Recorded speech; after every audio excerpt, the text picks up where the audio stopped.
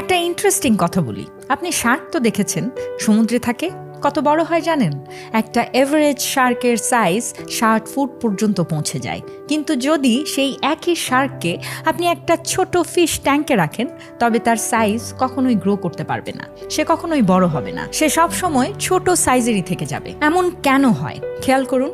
আপনার আশেপাশে অনেক মানুষ হয়তো আপনি দেখেছেন, যারা এফোর্ট দিচ্ছে, চেষ্টা করছে, আবার অভিযোগও করছে, কিন্তু কোথাও যেন কোনো একটা ঝামেলা হচ্ছে, তারা এগোতে পারছে না, কষ্ট করছে কিন্তু পর্যাপ্ত রেজাল্ট পাচ্ছে না। দেখুন, many a time is not your effort, it's not your hard work, it's the environment. ঠিক যেমনভাবে সেই শার্কের জন্য এনভায়রনমেন্ট ম্যাটার করে, সমুদ্র থাকলে সে ঠিকই বড় হতো, ঠিক তেমনিভাবে অনেক মানুষ আমাদের আশপাশে আছে, যারা আপনাকে ঠিক ভালো কিছু করতে দেয় না বা ভালো কিছু করতে উৎসাহ দেয় না। তাহলে যদি জীবনে আপনি এগোতে না পারেন, তার মানে এই নয় যে আপনার এফোর্ট কম ছিল।